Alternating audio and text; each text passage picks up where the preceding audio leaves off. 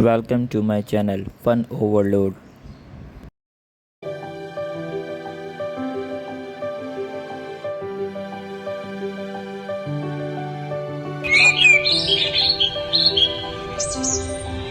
वीना एक बार में ढेर सारा खाना बना देती थी। 2 मियाँ बीवी और एक बच्चा, और खाना 10 लोगों के हिसाब से। उसकी यही आदत थी, अगर एक कटोरी दाल पूरी हो सकती है तो वो 4 कटोरी बना देती थी। और उसके बाद जब खाना बच जाता तो अपने पति राजेश के डर से वो इतना बचा हुआ बासी खाना देखकर डांट न लगाए, वो अपनी काम वाली मालती को दे देती थी। और साथ ही वीना मालती से झूठ बोलती थी कि ये खाना उसने सुबह ही बनाया है, पर खाना सुबह का नहीं होता था, एक दिन पहले का होता था। अरे ये पोहा कल का बचा ही रह गया, मालती शाम के बर्तन करने आएगी तो उसे ही दे दूंगी, वरना बंटी के पापा ने देख लिया कि इतना सारा पोहा बचा हुआ है तो फालतू का सुनाते रहेंगे। वीना ने पोहा डिब्बे में डालकर रख दिया और शाम को जब मालती काम पर आई तो उसे दे दिया। भाभी काम हो गया, मैं जाऊँ? हाँ, अच्छा रुक, वो सुबह तो तू चली गई थी, मैंने इतना सारा पोहा बनाया था, यहाँ तो कोई नहीं खाएगा, अब रात की रोटी ही बनेगी, तू लेती जा, बहुत बढ़िया बना था, रुक मैं देती हूँ। भाभी सुबह का ही है ना? अरे तो और क्या, मैं तुझे बासी थोड़ी दूंगी, सुबह ही तो बनाया था, ये ले पकड़। और हाँ, डिब्बा कल वापस लेते आई हो, तुझे पता है ये डिब्बा मैंने तेरा ही बनाया हुआ है, इसमें तुझे ही सामान देती हूँ। मालती पोहा लेकर घर आ गई, पर जैसे ही उसने डिब्बे को खोला उसने अपनी नाक बंद कर ली।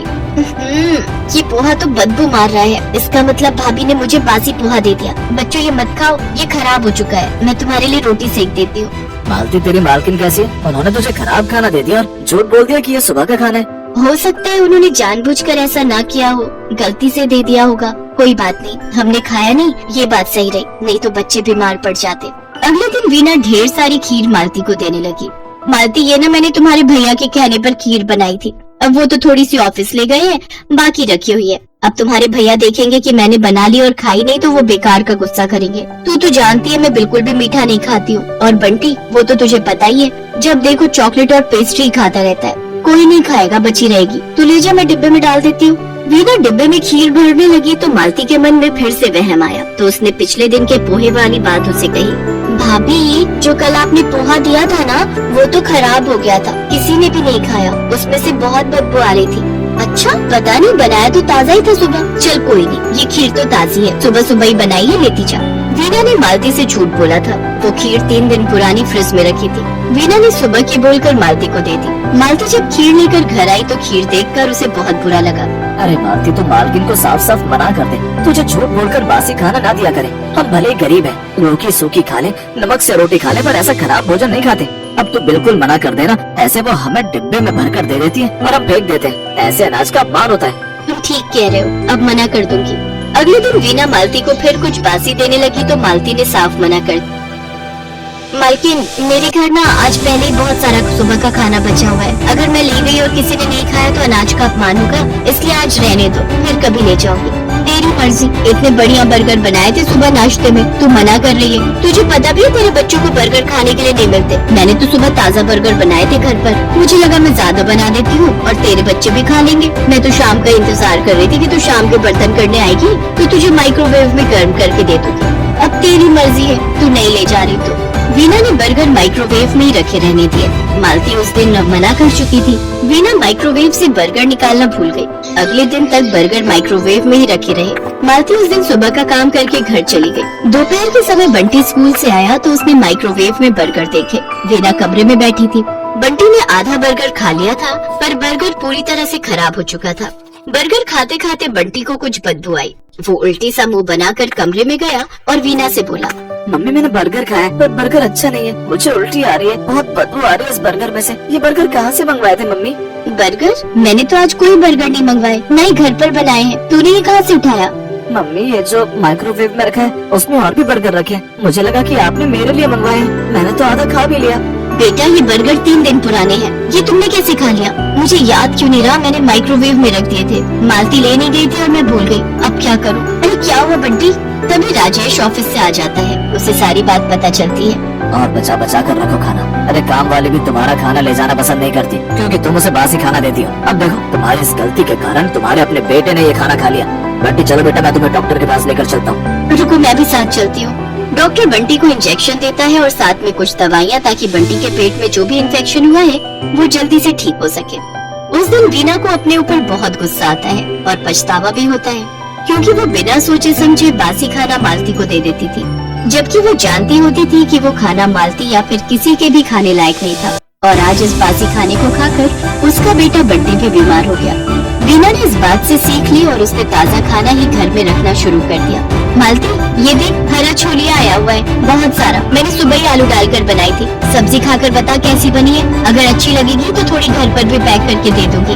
बड़ा स्वाद बना है छोलिया भाभी, मैंने तो एक बार भी नहीं बनाया। बस कुछ ही दिन तो आता है, होली के बाद तो पक जाता है। अभी इसकी सब्जी स्वाद बनती है। ये ले, मैंने डिब्बे में पैक कर दिया है, घर पर सबको खिला देना। मालती भी बहुत खुश थी कि अब उसे वीना ने बासी खाना देना बंद कर दिया। अब जब भी वीना उसे कुछ खाने का देती तो वो खुशी खुशी घर ले जाती, और अब वो खाना बासी नहीं होता था, बल्कि सुबह का खाना होता था, ताज़ा बना।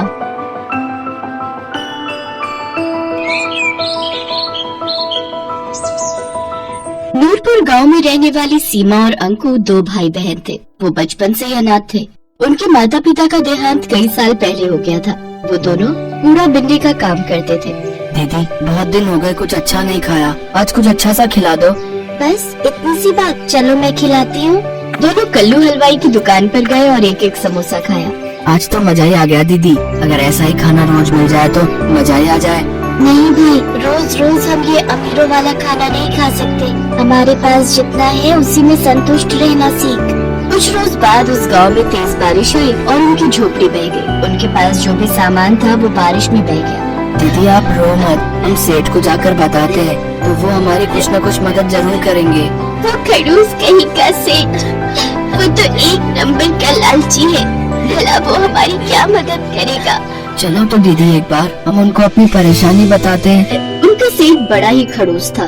वो हमेशा उनको कबाड़ के बेहद ही कम पैसे देता था। कुछ देर बाद वो दोनों सेठ के घर पहुँचे और सीमा ने मालिक से कहा, सेठ जी कुछ पैसे चाहिए, खाना खाना है। बारिश में हमारा घर और सब सामान बह गया, हम जल्दी कबाड़ा बुनकर आपके पैसे लौटा देंगे।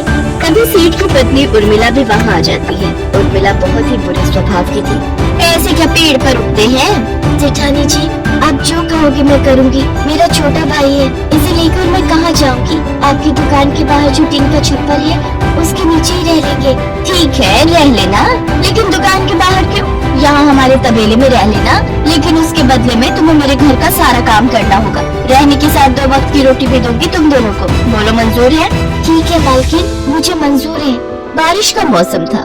दोनों भाई बहन तबेले में जो खाली जगह थी वहाँ बोरा बिछाकर सो जाते हैं और अगली सुबह घर का सारा कामकाज निपटाकर कूड़ा बिनने के लिए निकल जाते हैं।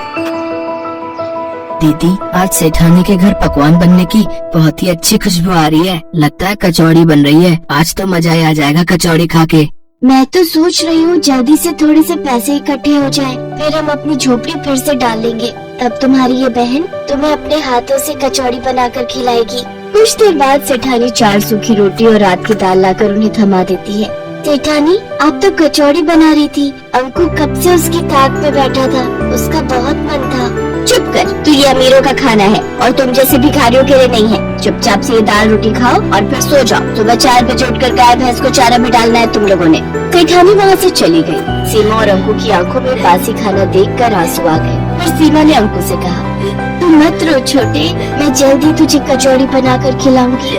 दिन भर काम करके भूख लगी थी, इसलिए उन्होंने बासी खाना खा लिया और फिर तबेले में सो गए। अगले दिन घर का काम निपटाकर जब वो कूड़ा बिनने गए तो अंकु ने वहाँ एक चमकती हुई चीज देखी। दीदी यहाँ आओ, देखो तो ये क्या है। सीमा ने जब उसे बाहर खींचा तो देखा वो एक बहुत ही सुंदर कढ़ाई थी। ये कढ़ाई ये भला हमारे किस काम की? लेकिन बाजार में बेचकर पैसे जरूर मिल जाएंगे। हाँ लेकिन नहीं, हम इसे बेचेंगे नहीं। जब हमारी झोपड़ी बन जाएगी तब मैं अपने भाई को इसमें कचौरी बनाकर खिलाऊंगी। वो दोनों छुपकर उस कढ़ाई को तबेले में ले आए। अपने हाथ में कढ़ाई लिए सीमा अंकु से कहती है, एक दिन मैं अपने अंकु के लिए इसी कढ़ाई में कचौरी बनाऊंगी। दीदी मेरा मन तो अभी भी बहुत कर रहा है कचौड़ी खाने का। काश कि कोई जादू हो जाए और ये कढ़ाई कचौड़ी से भर जाए। उसके इतना कहते ही वो कढ़ाई कचौड़ियों से भर गई। दोनों भाई बहन ये चमत्कार देखकर हैरान थे। इसका मतलब ये कोई जादुई कढ़ाई है, इसीलिए इतना चमक रही है। मैं एक बार और कहती हूँ, काश कि जल्दी से कोई जादू हो जाए और ये कढ़ाई मिठाई से भर जाए। उसी पल वो कढ़ाई मिठाई से भर जाती है। दीदी इसमें तो सचमुच मिठाई आ गई। मुझसे तो अब इंतजार नहीं हो रहा। सेठ सेठानी भी सो गए हैं। चलो अब जल्दी से ये खाना खा लेते हैं। उन दोनों ने सेठानी का दिया हुआ खाना भैंस को डाल दिया और पेट भरकर वो पकवान खाए। फिर उस कढ़ाई को ले जाकर तबेले में घास के नीचे छुपा दिया। जब भी उन दोनों को भूख लगती वो कढ़ाई से अपना मनचाहा खाना मांग लेते। साथ ही सेठानी का दिया हुआ बासी खाना गाय भैंस को डाल देते। अगले दिन उन दोनों की सेहत को देख सेठानी अपने कमरे में सेठ जी से कहती है, इन दोनों को तो मैं बासी खाना देती हूँ, फिर भला इनकी सेहत पर कोई असर क्यों नहीं हो रहा? ये दोनों तो दिन पर दिन फूलते ही जा रहे हैं। सही कहा भाग्यवान। मैं भी देख रहा हूँ कि कुछ दिनों से इनकी सेहत बहुत अच्छी हो गई है। कहीं ऐसा तो नहीं कि कबाड़ बीनते हुए इनके हाथ कोई खजाना लग गया हो। तुम इन पर नजर रखना शुरू कर दो। इसके बाद सेठानी ने उन पर नजर रखना शुरू कर दी और उसे उनकी उस जादुई कढ़ाई के बारे में पता चल गया। भाई आज जो तेरा मन है इस जादुई कढ़ाई से मांग ले। काश की कोई जादू हो जाए और ये कढ़ाई मैगी से भर जाए। पल भर में वो कढ़ाई ढेर सारी मैगी से भर जाती है। दोनों भाई बहन बड़े मजे से उसे खाते हैं। अच्छा तो ये वो जादुई कढ़ाई है जो इन गरीबों को अमीरों वाला खाना देती है। इससे तो मुझे चुराना ही होगा। अगले दिन मौका मिलते ही सेठानी ने वो कढ़ाई निकाल ली। देखो जी ये उन बच्चों की सेहत का राज, ये जादुई कढ़ाई जिसे मैं चुरा लाई। अब देखो मैं तुम्हारे लिए गर्मा गर्म पकवान बनाती हूँ। ऐ जादुई कढ़ाई अपना जादू दिखा और हमारे लिए बिरयानी बना दे।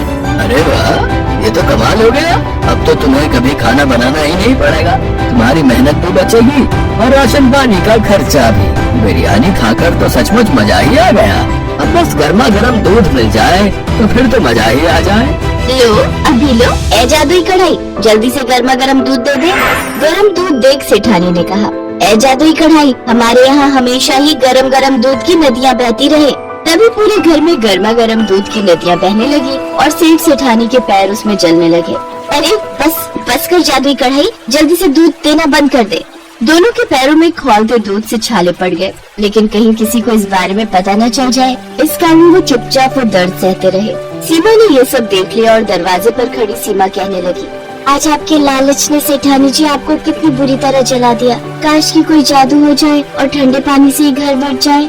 कढ़ाई से ठंडा पानी निकलने लगा और सेठ सेठानी जलने से बच गए। ऐ जादुई कढ़ाई तू जहाँ से भी आई है वहीं वापस चली जा।